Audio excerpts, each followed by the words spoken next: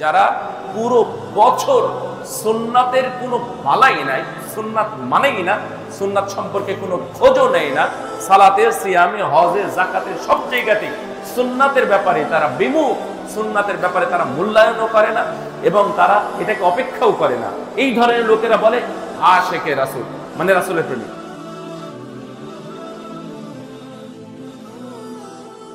রবিউল আউয়াল মাস, সেই হিসাবে রাসূল সাল্লাল্লাহু আলাইহি ওয়াসাল্লামের জন্মের মাস। রবিউল আউয়াল মাস সেই হিসাবে রাসূল সাল্লাল্লাহু আলাইহি ওয়াসাল্লামের মৃত্যুরও মাস। এই মাসে 9 তারিখে রাসূল সাল্লাল্লাহু আলাইহি ওয়াসাল্লাম সোমবার সকালে উনি দুনিয়ার বুকে আগমন করেন। আবার এই মাসেরই 63 বছরের সময় এই রবিউল আউয়াল মাসেরই 12 তারিখে সকালে তিনি আবার দুনিয়া থেকে বিদায় নেন। রাসূল সাল্লাল্লাহু আলাইহি ওয়াসাল্লাম সম্পর্কে আমাদের ধারণা অনেকের কম। রাসূল সাল্লামের জীবনী সম্পর্কেও আমাদের অনেকের ধারণা নেই। রাসূল সাল্লামের প্রথমত 2টা পার্ট, এক নবুয়তের আগে, আরেকটি হলো নবুয়তের পরে। নবুয়তের আগের কোনো পার্ট শারঈভাবে আমাদের কাছে মানার নয়, শারঈভাবে মানার নয়, অর্থাৎ এটা মানাটা ফরজ, ওয়াজিব, সুন্নাত কোনোটাই না।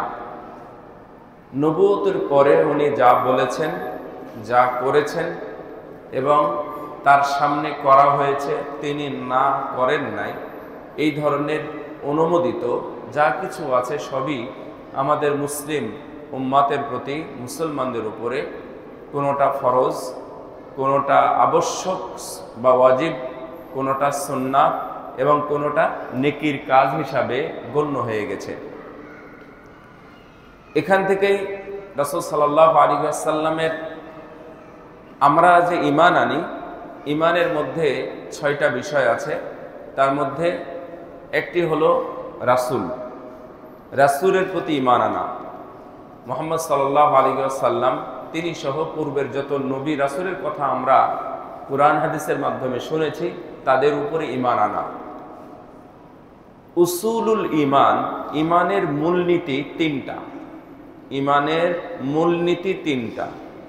সেখানেও 3টা মূলনীতির একটা হলো রাসূল সম্পর্কে জানা। আমরা 3টা মূলনীতি একবারে জেনে নিতে পারি যে ঈমানের 3টা মূলনীতি হলো, 1 আল্লাহ সম্পর্কে জানা, 2 রাসূল সম্পর্কে জানা এবং 3 দিন বা ধর্ম সম্পর্কে জানা। এই 3টা জিনিস আপনারা ছোটস্থ মুখস্থ যা বলতে পারেন এটা রাখতে পারেন, অর্থাৎ এটা মুখস্থ করলেন ভুলে যাবেন, এটা যেন হৃদয়ে গাঁথা হয়। যেমন আমরা বলি আল্লাহ সম্পর্কে আকীদা, আল্লাহ কোথায়, এটা যেন মুখস্থ বিদ্যা না হয়। আমার আব্বাকে এটাকে মুখস্থ বলে না, নাম বলতে হবে না, অর্থাৎ আমার আব্বা এটা হচ্ছে ঈমান। আমি ভুলে গেছি যে আমার আব্বাকে, এই কথাটা কোনো সন্তানই কখনো বলবে না। এজন্যই যে আল্লাহ সম্পর্কে, রাসূল সম্পর্কে এবং দিন সম্পর্কে জানা, এটা হচ্ছে ঈমানের মূলনীতি। এই 3টা যদি না থাকে আপনার ঈমান সম্পন্ন হবে না। কেউ যদি লেখাপড়া করে, বিদ্যা অর্জন করে, বড় অফিসার, প্রফেসর অথবা যেই হোক না কেন, এই 3টা জ্ঞান যদি কারো মধ্যে না থাকে, ঘুমাচ্ছে ডাকো, যদি না থাকে তাহলে ওকে পূর্ণ মুমিন বলতে পারবেন না। আপনারা অনেকেই দেখি যে তেমন খেয়াল করেন না, এখনো ওযু করে মাসাহা করতে জানে না, মানে মাসাহাটা ভুল হচ্ছে, তার মানে শরঈ ভাষায় ও এখনো অশিক্ষিত। যদিও উনি বড় প্রফেসর হন, যদিও উনি বিসিএস ক্যাডার হন, তারপরে উনি অশিক্ষিত, ওর শিক্ষা এখনো অর্জন হয়নি। তো আপনারা আল্লাহ সম্পর্কে, রাসূল সম্পর্কে, দিন সম্পর্কে জানবেন। এই ইমানের তিনটা মূলনীতি যতদিন পর্যন্ত না জানবেন ততদিন পর্যন্ত আপনার মরা উচিত নয়, কারণ মরলেই এই তিনটা প্রশ্নই আপনাকে করা হবে। আমার কথা কি বুঝতে পারতেছে? মরলে কোন তিনটা প্রশ্ন করা হবে? ইমানের মূলনীতি জিজ্ঞাসা করা হবে, যে আল্লাহ সম্পর্কে, রাসূল সম্পর্কে, দিন সম্পর্কে। এই তিনটা জিনিস জানবেন না তাহলে আপনি মরিয়েন না। তার মানে মরার আগে দুনিয়ার সব কিছু ছেড়ে দিয়ে হলেও অন্তত এই তিনটা জিনিস জানেন, জানার পরে মরেন। তো যাই হোক, ইমানের আরকানের মধ্যেও এই 6টার মধ্যে রাসূল সাল্লাল্লাহু আলাইহি ওয়াসাল্লাম সম্পর্কে জানা আছে, আর ইমানের 3টা মূলনীতির মধ্যেও এটা পড়ে রাসূল সাল্লাল্লাহু আলাইহি ওয়াসাল্লাম সম্পর্কে জানা। আমরা অনেকেই রাসূল সাল্লাল্লাহু আলাইহি ওয়াসাল্লামকে অনেক ভালোবাসি, মহব্বত করি। কেউ আবার বলেন আশেকে রাসূল। আশেক মানে হচ্ছে জাস্ট বাংলা ভাষায় আমরা যেটা বলি, এটার বাংলা হলো, মানে অরিজিনাল বা পিওর বাংলা হলো যে প্রেমিক। আশেক মানে প্রেমিক। রাসূল এবং আল্লাহ সম্পর্কে কোনোদিনই এই ভাষা ব্যবহার করা যাবে না, প্রেমিক শব্দটা ব্যবহার করা যাবে না। কোনোদিন বলবেন না, খবরদার। এটা বিদআতীরা বলবে, যারা পুরো বছর সুন্নাতের কোনো বালাই নাই, সুন্নাত মানেই না, সুন্নাত সম্পর্কে কোনো খোঁজও নেয় না, সালাতে, সিয়ামে, হজে, যাকাতে সব জায়গাতেই সুন্নাতের ব্যাপারে তারা বিমুখ, সুন্নাতের ব্যাপারে তারা মূল্যায়নও করে না এবং তারা এটাকে অপেক্ষাও করে না। এই ধরনের লোকেরা বলে আশেকে রাসূল, মানে রাসূলের প্রেমিক। এটা শুধুমাত্র আশেক একজনের ক্ষেত্রে ব্যবহার হবে, তা হলো স্ত্রী। অবিবাহিত ছেলেরাও কেউ বলতে পারবে না, অবিবাহিত ছেলে অথবা মেয়ে কেউ এই শব্দটা ব্যবহার করতে পারবে না। এটা জাহেলি যুগের কবিরা, জাহেলি যুগে যারা আরবি কবি ছিল তারা আশেক শব্দটা ব্যবহার করেছে। এই আশেক শব্দটা এখন আমাদের কাছে চলে আসছে আশেকে রাসূল। খবরদার, রাসূল প্রেমিক আমরা নয়, আমরা রাসূলকে ভালোবাসি, আমরা মহাব্বত করি। প্রেমিক যে কোনো সময় পানিতে ডুবে গেলে চলে যেতে পারে, কোনো যায় আসে না, মরে যাবে, শেষ। কিন্তু আমরা যারা রাসূলকে ভালোবাসি, রাসূল সাল্লাল্লাহু আলাইহি ওয়াসাল্লামের আমার সামনে কোনো ক্ষতি হবে তাহলে আমার ঈমান নষ্ট হয়ে যাবে। আমার সামনে ক্ষতি হবে আর আমি বেঁচে আছি, রাসূল যদি মারা যান আর আমি যদি বেঁচে থাকি, কারো আঘাতে, অন্য কারো আঘাতে রাসূল মারা যাবে, আমি বেঁচে থাকবো, তাহলে বুঝতে হবে যে আমার ঈমান নষ্ট হয়ে গেছে। এইটাই রাসূল সাল্লাল্লাহু আলাইহি ওয়াসাল্লাম ওমর রাদিয়াল্লাহু তাআলা আনহুকে বুঝিয়েছিলেন যে না, তুমি যদি তোমার জীবনের পরে আমাকে বেশি ভালোবাসো তাহলে তোমার ভালোবাসা ঠিক নেই। তখন ওমর রাদিয়াল্লাহু তাআলা আনহু বুঝতে পেরেছিলেন, বুঝে পেরে বললেন, রাদিতু বিল্লাহি রাব্বাও ওয়া বিল ইসলামি দীনা ওয়া বি মুহাম্মাদিন নাবিয়্যা। আমি মুহাম্মদকে রাসূল হিসাবে মেনে নিলাম এবং খুশি হয়ে গেলাম। এই কথার যখন উনি বলেছিলেন তখনই রাসূল সাল্লাল্লাহু আলাইহি ওয়াসাল্লাম বলে দিলেন যে ওমর, এইবার তোমার ঠিক আছে যে তুমি তোমার জীবনের চাইতেও বেশি ভালোবাসো। রাসূল সাল্লাল্লাহু আলাইহি ওয়াসাল্লাম বলছেন যে কোন ব্যক্তি যদি আমার চাইতে বেশি ভালোবাসে, যে লা ইউমিনু আহাদুকুম হাত্তা আকুনা আহাব্বা ইলাইহি মিন ওয়ালিদিহি ওয়া ওয়ালাদিহি ওয়ান নাসি আজমাইন, তার মা বাবা, সন্তান সন্ততি এবং দুনিয়ার সব মানুষের চাইতে যতক্ষণ পর্যন্ত আমাকে বেশি ভালো না বাসবে ততক্ষণ পর্যন্ত একজন মানুষ মুমিনই হতে পারবে না। তার মানে মুমিন নয়। তার মানে রাসূলকে কতটুকু ভালোবাসতে হবে। আমরা অনেককে বলি যে আমি জীবনের চাইতেও বেশি ভালোবাসি, এই কথাটা মিথ্যা এবং ভুল, ভুল এবং মিথ্যা। তার মানে মিথ্যা মানে ও কার্যক্ষেত্রে থাকবে না, ও মিথ্যা বলতেছে। আর ভুল হলো এটা, জীবনের চাইতেও কাউকে বেশি ভালোবাসা যাবে না, জীবনের চাইতেও বেশি ভালোবাসা যাবে না। ভালোবাসতে কাকে? রাসূলকে ভালোবাসতে হবে। জীবনের চাইতেও বেশি ভালোবাসা একজনকেই চলবে, তা হলো মুহাম্মদ সাল্লাল্লাহু আলাইহি ওয়াসাল্লাম। তাকে ছাড়া আর কাউকে জীবনের চাইতে বেশি ভালোবাসা যাবে না। ফালিয়াহযারিল্লাযীনা ইউখালিফুনা আন আমরিহি আন তুসীবাহুম ফিতনাতুন আও ইউসীবাহুম আযাবুন আলীম। আল্লাহ রাব্বুল আলামিন সতর্ক করে দিয়েছেন যে তারা যেন সতর্ক থাকে, তারা যেন সাবধান থাকে, যারা রাসূলের নীতি আদর্শ বা সুন্নাতের বিপরীত করে, সুন্নাতের বিরোধিতা করে, রাসূলের আদর্শের বিরোধিতা করে। আন আমরিহি আন তুসীবাহুম ফিতনা ওয়া ইউসীবাহুম আযাবুন আলীম। যে কোনো সময় দুনিয়াবি ফিতনায় পড়বে আর না হলে আখিরাতে আযাবের সম্মুখীন হবে। নাউযু বিল্লাহি মিন যালিক। বলেন নাউযু বিল্লাহ। বলেন আল্লাহ যেন আমাদের দুনিয়াবি ফিতনা থেকেও রক্ষা করেন এবং আখিরাতের ফিতনা, আগুনের ফিতনা থেকেও যেন আল্লাহ আমাদেরকে রক্ষা করেন, আমিন। এখন আপনারা অনেকে বলছেন যে আমরা ফিতনায় জড়ি নাই, আমার বাড়িতে কোনো ফিতনা নাই, আমার বাড়িতে কোনো অভাব নাই, আমার বাড়িতে কোনো অসুস্থতা নেই, আমার বাড়িতে কোনো দারিদ্রতা নেই, আমার বাড়িতে কোনো এই সমস্যা নেই ইত্যাদি। এইগুলো কিচ্ছু না। যারা বলতেছেন তারা ভুল বলতেছেন।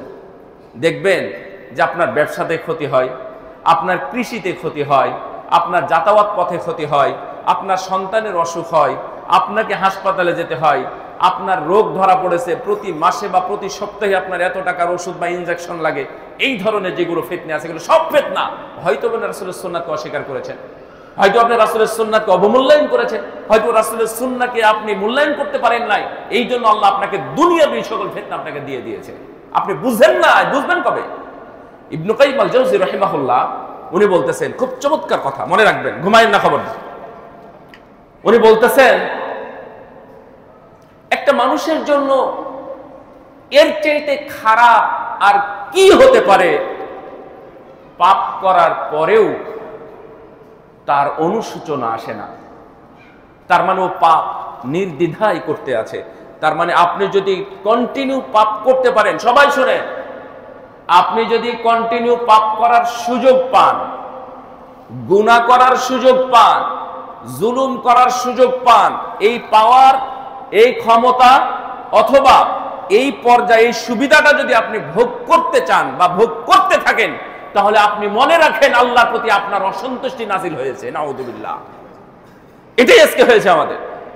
আজকে আমাদের ছেলে এবং মেয়ে উভয়ই দেদারছে, তারা গুনাহে লিপ্ত হয়েছে। বাহিরে যান, হাত ধরে ঘোরাঘুরি করতেছে। আপনি বাহিরে যান, তারা বিড়ি সিগারেট পান করতেছে। আপনি বাহিরে যান, ছেলেরা মেয়েদের পোশাক, মেয়েরা ছেলেদের পোশাক পরতেছে। ছেলেরা এই দিক থেকে ভালো, কিন্তু মেয়েরা ছেলেদের পোশাক পরে ঘুরে আছে। টাকনির উপরে তারা কাপড় পরে ঘোরাঘুরি করতেছে। এগুলো সব হচ্ছে নষ্টামির অন্যতম খারাপ দিক। আপনি মনে রাখবেন, এই যে নষ্টামিটা হচ্ছে, এই নষ্টামিটা আল্লাহ আপনার উপর অসন্তুষ্টি, এই জন্য আপনি কন্টিনিউ এই কাজগুলো করার সুযোগ পাচ্ছেন। ভাইরা আমার, আজকে আমি রাসূল সাল্লাল্লাহু আলাইহি ওয়াসাল্লামকে একমাত্র নবী হিসাবে, একমাত্র আদর্শ হিসাবে মানাটা আমাদের উপর কতটুকু ফরজ, কতটুকু দায়িত্ব। এটা ফরজ, এটা কি ওয়াজিব, নাকি সুন্নাত, নাকি নফল, এর উপরেই আমি কথা বলতে চেয়েছিলাম। আগের কথাগুলো বলে নিলাম যে এটা উসুলুল ঈমান, ঈমানের মূলনীতির মধ্যে পড়ে। আবার ঈমানের যে রুকুন আছে, 6টা রুকুন, এই 6টা রুকুনের মধ্যেও একটা পড়ে। আপনি শুধু আল্লাহর উপর ঈমান আনবেন, তাহলে আপনি কি মুমিন হয়ে গেছেন? আপনি কিতাবের উপর ঈমান আনলেন, আপনি কি নবী হয়ে, আপনি মুমিন হয়ে গেছেন? আপনি ফেরেশতার উপর ঈমান আনলেন, আপনি কি মুমিন হয়ে গেছেন? 6টা জিনিসের উপর সমান ঈমান আনতে হবে। এটা ঈমান আনা। ঈমানে কোনো কাজ নাই, ঈমানে কোনো কাজ নাই, শুধু ঈমান আনতে হয়।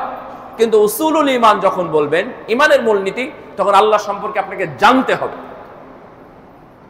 আল্লাহ সম্পর্কে জানতে হবে, রাসূল সম্পর্কে জানতে হবে এবং দিন সম্পর্কে জানতে হবে। রাসূল সম্পর্কে আমাদের জানা, রাসূল সাল্লাল্লাহু আলাইহি ওয়াসাল্লাম কত সুন্দর মানুষ ছিলেন।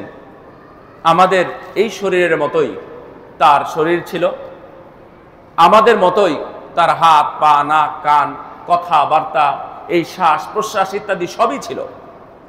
শুধুমাত্র শারীরিকগতভাবে একটা পার্থক্য ছিল, ওনার ভিতরে, আমাদের ভিতরে যে নাড়ি ভুঁড়ি এবং দুর্গন্ধযুক্ত অনেক কিছু আছে, রাসূল সাল্লাল্লাহু আলাইহি ওয়াসাল্লামের মধ্যে এই নাড়ি ভুঁড়ি, পচা দুর্গন্ধযুক্ত যেগুলো থেকে থাকে, এইটা নাই, এটা ছিল না।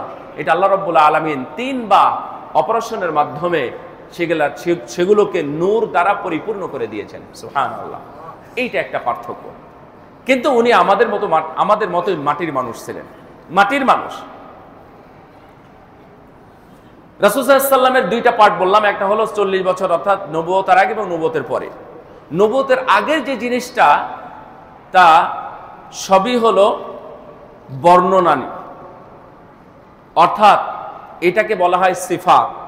এটা হলো গুণ, তার হাঁটা, তার চলা, তার কথা বলা, তার সামাজিকতা এবং তার পারিবারিকতা ইত্যাদি যেগুলো আছে, এগুলো আপনি দেখবেন সবই ভালো। কিন্তু ওই ভালো থেকে আল্লাহ আমাদেরকে নিতে বলেন নাই। আল্লাহ বলেছেন যে মা আতাকুমুর রাসূলু ফাখুযুহু ওয়া মা নাহাকুম আনহু ফান্তাহু। নবুয়ত প্রাপ্তির পরে তোমাদের নবী তোমাদেরকে যা দিয়েছেন সেটা তোমরা গ্রহণ করো, আর যা তোমাদেরকে নিষেধ করেছেন তা তোমরা বর্জন করো। এটা আগে বলেন না, এটা নবুয়তের পরেই যখন ওহী নাজিল হয়েছে তখন থেকে এটা বলা হয়েছে। রাসূল সাল্লাল্লাহু আলাইহি ওয়াসাল্লাম, এটা কিন্তু মদিনার আয়াত, মদিনায় যাওয়ার পরে আয়াতগুলো নাজিল হয়েছে। রাসূল সাল্লাম সম্পর্কে আল্লাহ রাব্বুল আলামিন এটা বলেছেন, এটাও মদিনার আয়াত, লাকাদ কানা লাকুম ফি রাসূলিল্লাহ উসওয়াতুন হাসানাহ লিমান কানা ইয়ারজুল্লাহা ওয়া রাসূলাহু লিমান কানা ইয়ারজুল্লাহা ওয়াল ইয়াউমাল আখির ওয়া যাকারাল্লাহা কাসীরা। যারা আল্লাহকে বেশি স্মরণ করে এবং যারা আখিরাতে বিশ্বাস করে এবং যারা আল্লাহর প্রতি ঈমান আনে তাদের জন্য তথা মুমিনদের জন্য সর্বোত্তম আদর্শ হলো মুহাম্মদ সাল্লাল্লাহু আলাইহি ওয়াসাল্লাম। এখন আমাদের মধ্যে আদর্শ কাকে আমরা গ্রহণ করি, কে কিভাবে চলে, কোন ডাক্তার কিভাবে বলে, আমরা ওই দিক নির্দেশনাকে একটু বেশি অনুসরণ করি। কোন ডাক্তার যখন বলে যে আপনি এটা আর খাবেন না, তখন খাওয়া বাদ হয়ে যায়।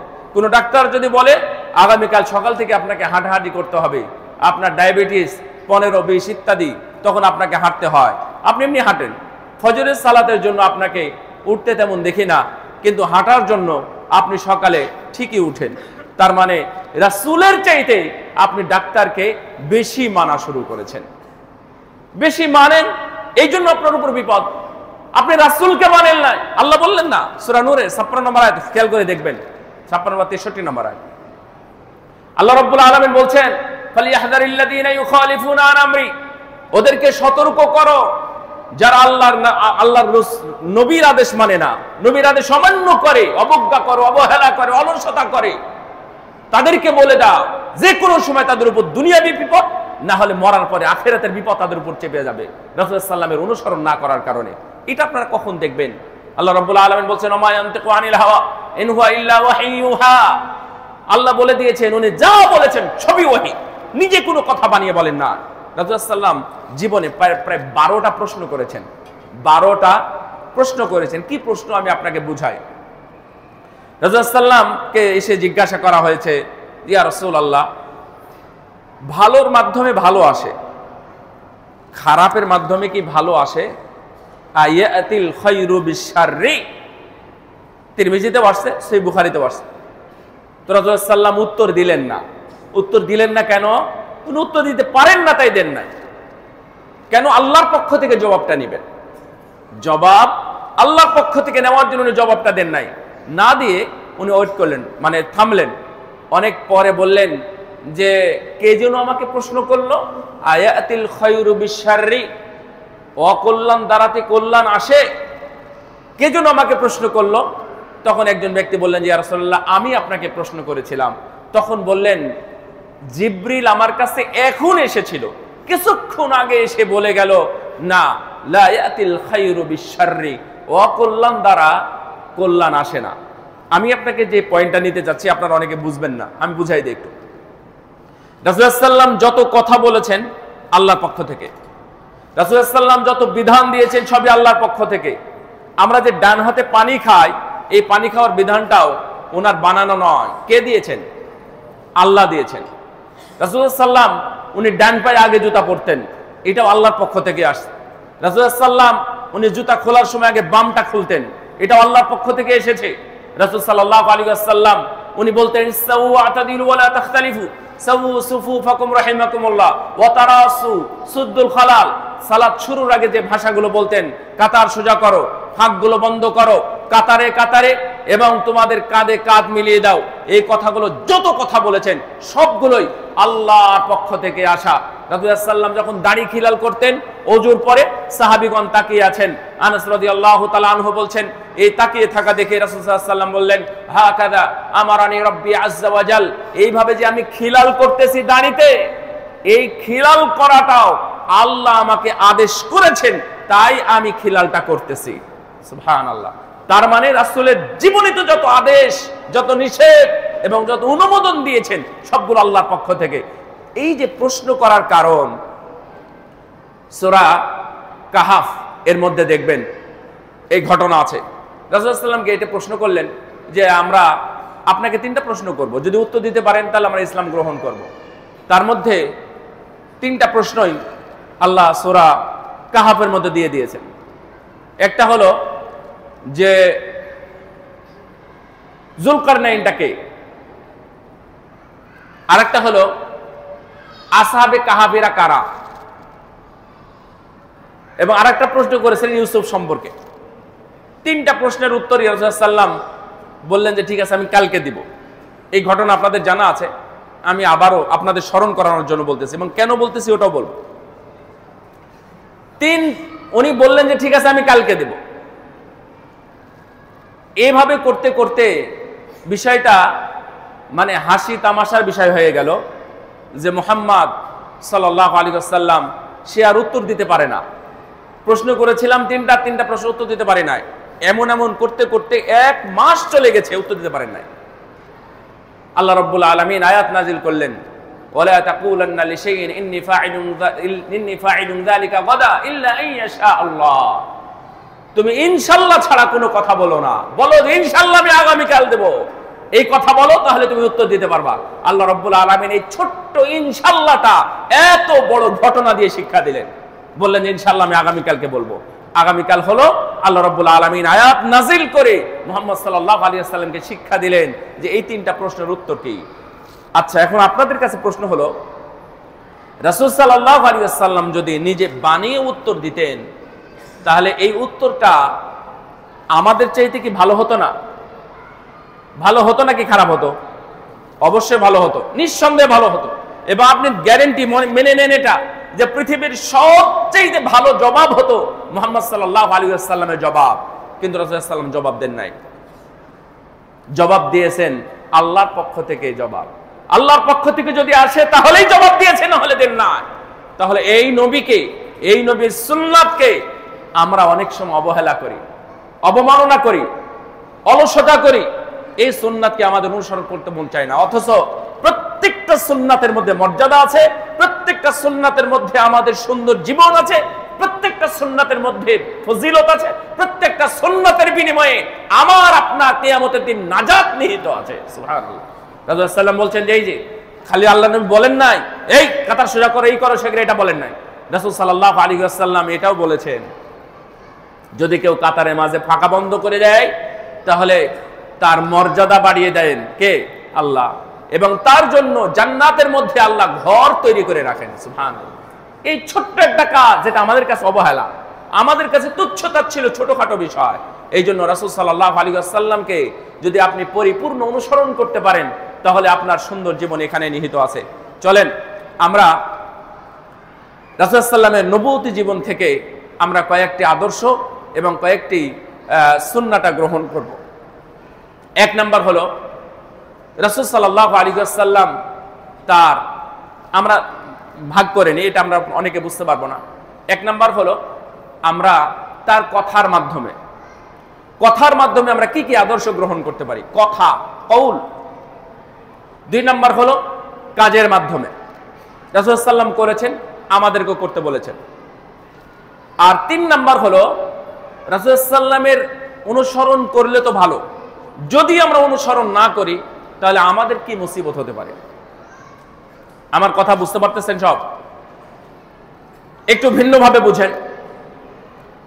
আমরা 3টা বিষয় আলোচনা করব নবুয়তের পরে। নবুয়তের আগের বিষয় শুধু সিফাত, রাসূলুল্লাহ সাল্লাল্লাহু আলাইহি ওয়াসাল্লামের শারীরিক গঠন, রাসূলুল্লাহ সাল্লাল্লাহু আলাইহি ওয়াসাল্লামের চলা বলা, রাসূলুল্লাহ সাল্লাল্লাহু আলাইহি ওয়াসাল্লামের বৈবাহিক আদর্শ বা ইত্যাদি কি ছিল, এটা হয়েছে, এটা আপনারা চাইলে মানতেও পারেন, নাও মানতে পারেন, এটা আমাদের জন্য মানা ফরজ নয়। কিন্তু নবুয়তের পরে উনি যে কথাগুলো বলেছেন সব কথাগুলো ওহী। উনি যত কথা বলেছেন সবগুলোই মানা, রাসূলুল্লাহ সাল্লাল্লাহু আলাইহি ওয়াসাল্লাম যত কাজ করেছেন তা সবগুলোই মানা। তাহলে এই 2টা মানার পরে আপনি যদি মুসলিম দাবি করেন নিজেকে, যদি না মানেন তাহলে আপনার কি হবে, এর ভয়াবহতাও আমি বলবো ইনশাআল্লাহ। 1 নাম্বার হলো কওলি। রাসূলুল্লাহ সাল্লাল্লাহু আলাইহি ওয়াসাল্লাম সম্পর্কে আল্লাহ বলে দিয়েছেন তোমাদের নবী যা দিয়েছেন তোমরা মানো। আমরা দেখেন রাসূল সাল্লাল্লাহু আলাইহি ওয়াসাল্লাম বলছেন সাল্লু কামা রাআইতুমুনি উসাল্লি, তোমরা সালাত আদায় করো আমাকে যেভাবে দেখেছো সেইভাবে। তো সেইভাবে যদি আদায় না করে, বিপরীতটা আমি 3 নম্বরে জানাবো, যদি সেইভাবে আপনি আদায় না করেন তাহলে আপনার আমলটা কি আল্লাহর কাছে গ্রহণযোগ্যতা পাবে? গ্রহণযোগ্যতা পাবে না। মিস্ত্রিকে আপনি একটা পিলার তৈরি করতে বললেন, তাকে চার্ট দিয়ে দিলেন বা ইঞ্জিনিয়ারিং স্ট্রাকচার সেটা আপনি দিয়ে দিলেন, দিয়ে বললেন যে আপনি এই মাপে খুঁটিটা তৈরি করেন, পিলারটা তৈরি করেন। তো উনি উনার মতো করে তৈরি করেছেন, নিঃসন্দেহে আপনি এটা ভেঙে ফেলবেন এবং তাকে আপনি কোনো মজুরিও দিতে চাইবেন না। এটা একটা আদর্শ, এটা একটা নির্দেশ। রাসূল সাল্লাল্লাহু আলাইহি ওয়াসাল্লাম বললেন জাস্ট সালাতের বিষয় যদি তেমন না হয়, ইন্নাল্লাহা লা ইয়াকবালু মিনাল আমালি ইল্লা মা কানা লাহু খালিসা, যদি আল্লাহর নির্দেশনা এবং রাসূলের নির্দেশনা মোতাবেক না হয় তাহলে আল্লাহ কোনো আমলই গ্রহণ করবেন না। আমরা রাসূলের জন্মদিনের নামে 12ই রবিউল আউয়ালে যে অনুষ্ঠানটা করে থাকি, এটা রাসূল সাল্লাল্লাহু আলাইহি ওয়াসাল্লামের জন্মের পরে, রাসূল সাল্লাল্লাহু আলাইহি ওয়াসাল্লামের নবুয়তের আগে, রাসূল সাল্লামের নবুয়তের পরে মক্কায়, রাসূল সাল্লামের নবুয়তের পরে মদিনায়, মৃত্যুর আগে পরে বহুত ঘটনা ঘটে গেছে। কি ঘটনা ঘটে নাই? যে কোনো আদর্শ আপনি খুঁজে পাবেন, কিন্তু রাসূল সাল্লামের জন্মদিন আদর্শ পালন করার কিছুই নাই। উনি না কওলি মৌখিকভাবে বলেছেন, না উনি করে দেখিয়েছেন, না রাসূলের সাহাবীরা পালন করেছেন, আল্লাহর নবী অনুমোদন দিয়েছেন। এই কথাটাও আপনি জয়ীফ হাদিস থেকেও খুঁজে পাবেন না। সহিহ হাদিসে নাই, কোনো তাফসিরে নাই, এমনকি জয়ীফ হাদিসেও আপনি খুঁজে পাবেন না। এই আদর্শটা আমাদের উপর চাপানো হয়েছে, এই দিনের ছুটি ঘোষণা করা হয়েছে এবং এই দিন সম্পর্কে আমাদের কাছে ফজিলত দেওয়া হয়েছে। লেখা আছে সাইয়্যিদুল আয়াত, পিলারে পিলারে লিখে দিয়েছে যে সাইয়্যিদুল আয়াত মানে রাসূলের জন্মদিন পালন করা 3 ঈদের সর্বশ্রেষ্ঠ ঈদ এবং এটা ইবাদত। ঢাকার রাজারবাগ শরীফ থেকে প্রচারিত, প্রকাশিত এবং লিখিত দেওয়ালে আপনি অনেক জায়গাতে দেখবেন যে ইবাদতের শ্রেষ্ঠ ইবাদত হলো সাইয়্যিদুল আয়াত, ঈদের 3 ঈদের শ্রেষ্ঠ ঈদ পালন করা। ঈদ কয়টা? এখন 3টা হয়ে গেছে।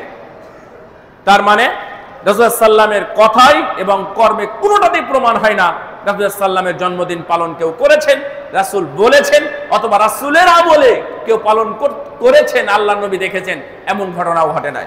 এমনকি রাসূল সাল্লাল্লাহু আলাইহি ওয়াসাল্লাম বলছেন ফাইন্নাহু মাইয়াইশু মিনকুম ফাসায়ারা ইখতিলাফান কাসীরা, তোমরা আমার পরে যারা বেঁচে থাকবে অনেক মতভেদ দেখবে, ইখতিলাফ দেখবে। যেমন আমরা এখন দেখছি অনেক ইখতিলাফ, অনেক মতভেদ। তখন তোমরা কি করবে? ফালাইকুম বিসুন্নতি, তখন আমার সুন্নাতকে তোমরা আঁকড়ে ধরবে, ওয়া সুন্নাতিল খুলাফায়ে রাশিদিন আল মাহদিয়িন, অথবা আমার পরে যেই 30 বছরের খেলাফত আসবে, এই 30 বছরের খেলাফত আমলে খলিফারা যেটা করবে তোমরা তার আদর্শ গ্রহণ করবে।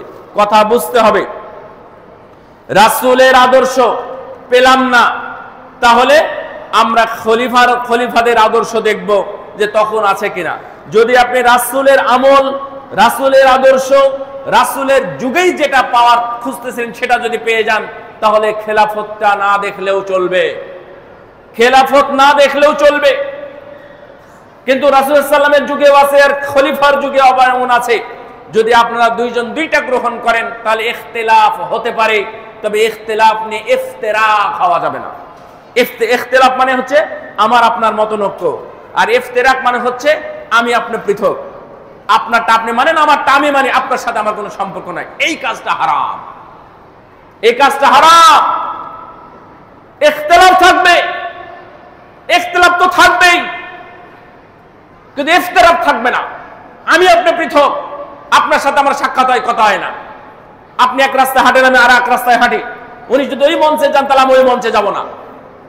এই ধরনের আলেমদের মধ্যে যেটা তফাৎ, এই জিনিসটা থাকা হারাম, এটা অন্যায়। সেটা যেই আলেম হোক না কেন, এটা চলবে না।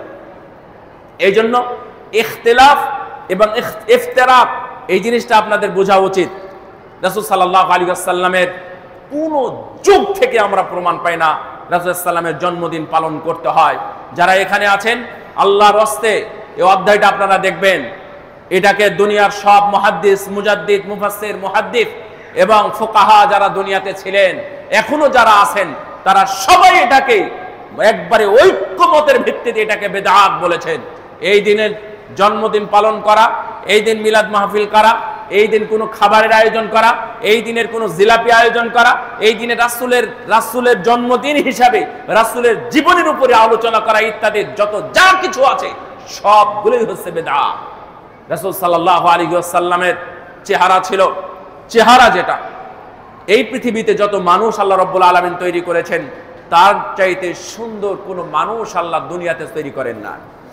রাসূল সাল্লাল্লাহু আলাইহি ওয়াসাল্লাম বলছেন, ইউসুফ তিনি ছিলেন, আল্লাহ তাকে এত সৌন্দর্য দিয়েছিলেন যে দুনিয়ার অর্ধেক সৌন্দর্য আল্লাহ ইউসুফ আলাইহিস সালামের মধ্যে দিয়েছিলেন। এখন আমার প্রশ্ন হলো, তাহলে রাসূল সাল্লাল্লাহু আলাইহি ওয়াসাল্লামকে ওই অর্ধেকের মধ্যে রেখেছেন নাকি পূর্ণতা দিয়েছেন? রাসূল সাল্লাল্লাহু আলাইহি ওয়াসাল্লাম ছিলেন পরিপূর্ণ, অর্থাৎ ইউসুফের মধ্যে ছিল অর্ধেক আর রাসূল সাল্লাল্লাহু আলাইহি ওয়াসাল্লামের মধ্যে ছিল পূর্ণাঙ্গ। সুবহানাল্লাহ, এত সুন্দর ছিলেন রাসূল সাল্লাল্লাহু আলাইহি ওয়াসাল্লাম। রাসূল সাল্লাল্লাহু আলাইহি ওয়াসাল্লামের সব বর্ণনা আছে, সেই বুখারীর মধ্যেও আসছে, তিরমিজি শামাইলে তিরমিজির মধ্যেও আসছে। শামাইলে তিরমিজির মধ্যে পড়ে নিতে পারেন, তাহলে রাসূলকে চিনতে পারবেন, রাসূলের বংশকে জানতে পারবেন। রাসূলের জীবনে কোনো ত্রুটি ছিল না, কোনো দাগ ছিল না। কিয়ামতের দিন এই দিন সেই জন্য আল্লাহর সামনে তিনি কথা বলতে পারবেন, আল্লাহর সামনে সেজদায় পড়তে পারবেন। দুনিয়ার কোনো নবী আল্লাহর সামনে সেজদায় পড়তে পারবে না, এটা তার পাওয়া। এই পাওয়ারটা আল্লাহ রাব্বুল আলামিন তাকে দিয়েছেন। দুনিয়াতে কোনো ত্রুটি তার ছিল না, তার সৃষ্টি এবং তার আদর্শ, তার ক্যারেক্টার কোনো দিক থেকেই তার কমতি ছিল না। জীবনে তিনি কখনো মিথ্যা কথা একটা কথা বলেন নাই। তিনি কখনো ইচ্ছাকৃতভাবে শরঈ ব্যাপারে উনি কখনো ভুল করেন নাই এবং ভুল বলেন নাই।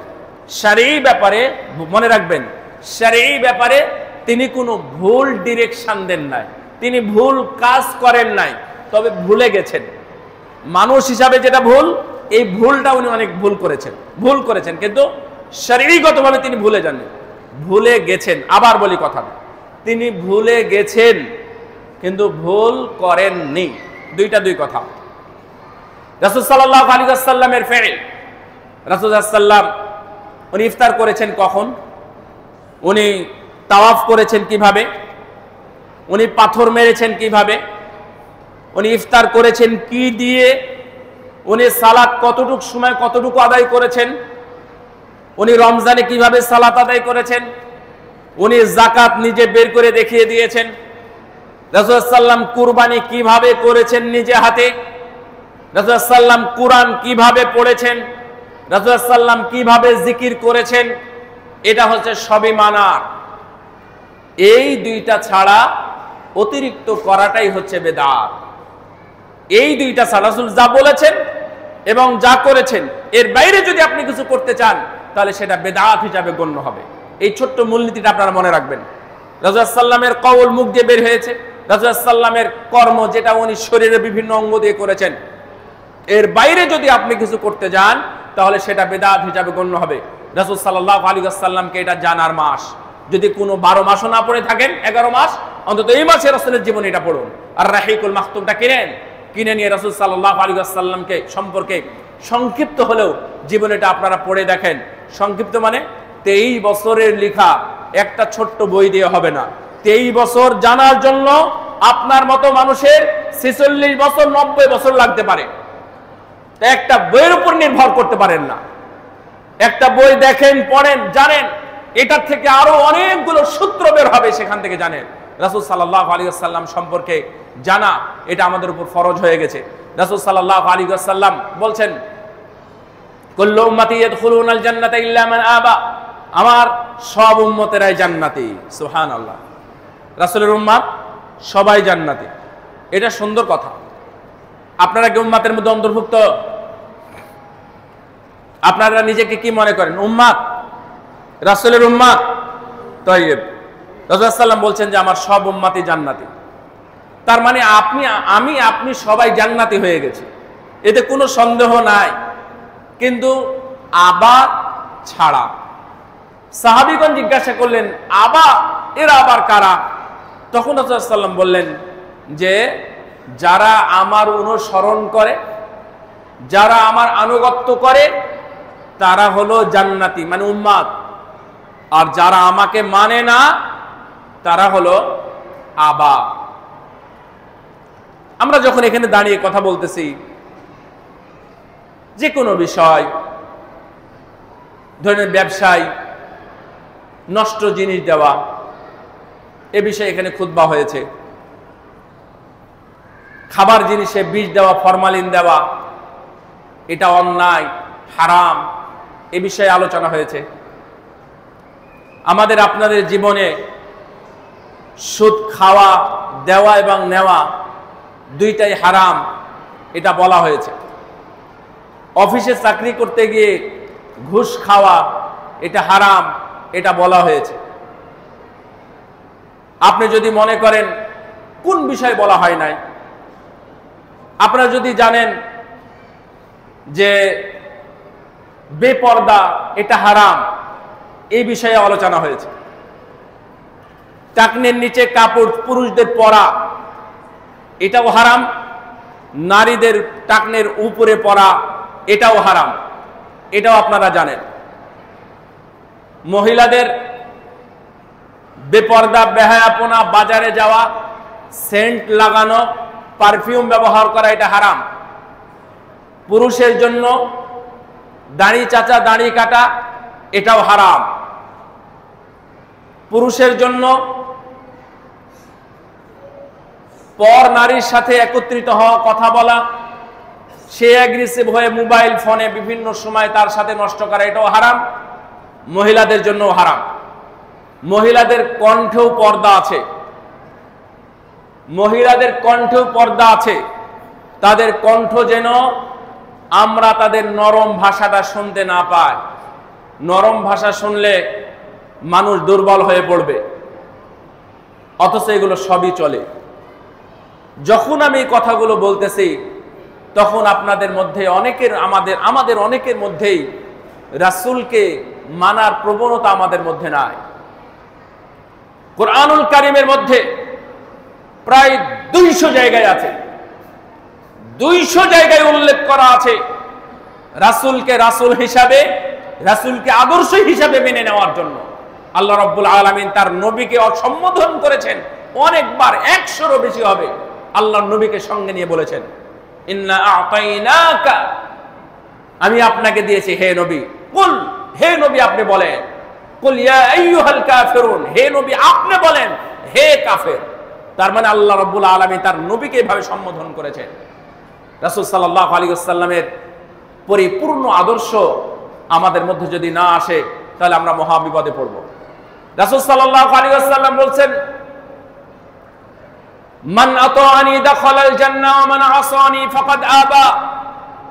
যারা আমার অনুসরণ করে তারা জান্নাতি, যারা আমার অনুসরণ করে না, যারা আমার আনুগত্য করে না তারা হলো আবা, এরা হলো জাহান্নামী। রাসূল সাল্লাল্লাহু আলাইহি ওয়াসাল্লাম বলছেন, আল্লাহ রাব্বুল আলামিন বলছেন, কিয়ামতের ময়দানে ওয়া ইয়াউমা ইয়া'আদু যালিমু আলা ইয়াদাইহি ইয়াকুলু ইয়া লাইতানি ইত্তাখাযতু মা'আর রাসূলি সাবিলা। কেন আমরা রাসূলের পথ ধরি নাই, এই বলে জালেমরা তাদের আঙ্গুলগুলো মুখের মধ্যে দিয়ে চাবাবে, কামড়াবে আর বলবে হায় আফসোস, আমি কেন রাসূলের পথ ধরি না। ইয়া ওয়াইলাতা লাইতানি আতা'নাল্লাহ ওয়া রাসূলা, হায় আফসোস কেন আমি আল্লাহকে এবং তার নবীকে মানি না। এই বলে কিয়ামতের দিন তারা লাঞ্ছিত হবে, কিন্তু তারা বলতেই থাকবে, আল্লাহ রাসূল সাল্লাল্লাহু আলাইহি ওয়াসাল্লাম তাদের জন্য সুপারিশ করবেন না। এই দুনিয়াতে সবচেয়ে বড় পাপ হলো আল্লাহর সাথে বেয়াদবি করা, এবং 2 নম্বর পাপ হলো রাসূলের সাথে বেয়াদবি করা। রাসূলের সাথে বেয়াদবি করার বহুত উদাহরণ আছে, তার মধ্যে অন্যতম একটা হলো বিদআত। রাসূল সাল্লাল্লাহু আলাইহি ওয়াসাল্লামের সাথে ঠাট্টা করা, সুন্নাতের সাথে ঠাট্টা করা, এটা হলো ঈমান হরণ নষ্টের কারণ। রাসূল সাল্লাল্লাহু আলাইহি ওয়াসাল্লামের সাথে বেয়াদবি করেছিল আস বিন ওয়াইল আস-সাহমি। রাসূল সাল্লাম তার জন্য বদদুয়া করার কারণে সে দুনিয়াতে ধ্বংস হয়ে গেছে। ছোট্ট একটা কাঁটা ফুটে, তার কাঁটাটা কোনো ডাক্তার, কবিরাজ, কোনো হেকেম কেউ বের করতে পারে না। ওই জায়গাটা পচে যায়, নষ্ট হয়, পা পুরোটা পচে দুর্গন্ধযুক্ত হয়ে যখন তাকে বাড়ি থেকে বের করে দেওয়ার উপক্রম হয়, ঠিক ওই সময় তার লাঞ্ছিত অবস্থাতে মৃত্যু হয়েছিল আল্লাহর নবীর একদিনের ছোট্ট বদদুয়ার কারণে। এই দুনিয়াতে যারা রাসূলের সাথে বেয়াদবি করে, রাসূলের সুন্নাহর ব্যাপারে যারা বাড়াবাড়ি করে, রাসূলের সুন্নাহ পালন করার কারণে যারা মসজিদ ভেঙে দেয়, যারা রাসূলের সুন্নাহ পালন করতে গিয়ে যারা মসজিদ থেকে অপমান করে বের করে দেয়, রাসূলের সুন্নাহর জন্য যাদেরকে সমাজে অবাঞ্ছিত লাঞ্ছিত ঘোষণা করা হয়, দুনিয়াতে তাদের জন্য শাস্তি আছে, আখিরাতেও তাদের জন্য লাঞ্ছনাকার শাস্তি আছে। অত্যন্ত দুঃখের সাথে এবং আমাদের হৃদয়ে রক্তক্ষরণ হয়।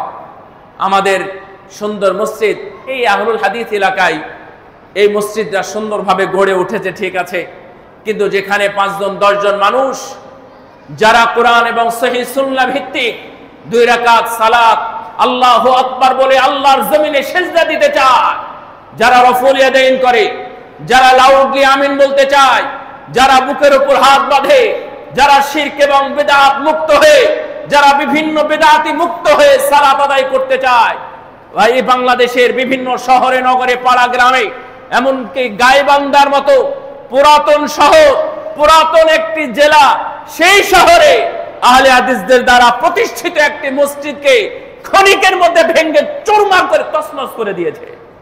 প্রশাসনের দৃষ্টি কোথায়, কোন দিকে থাকে সেটা আমরা জানি না। আমরা দাবি করব আজকের এই বৃহত্তর বিশাল এই মুসল্লিদেরকে সামনে নিয়ে তাদের কাছে এবং সরকার বাহাদুর বা রাষ্ট্রযন্ত্রের কাছে আমরা আবেদন করব, যারা এই ধরনের কাজের সাথে সম্পৃক্ত আছে। আমরা তো বসে বসে ভিডিও দেখতে পাচ্ছি, আমরা তো জানতে পাই তাদের না, আমরা তো তাদের চেহারা চিনি। প্রশাসন কি জানে না কোথাকার কোন কোথায় মন্দির কি হয় না হয়? তার জন্য 7 জন 10 জন 100 জন পর্যন্ত মামলা হয়ে তাদেরকে জেলে ঢুকিয়ে শাস্তি দেওয়া হয়েছে এই বাংলাদেশের প্রশাসনই করেছে।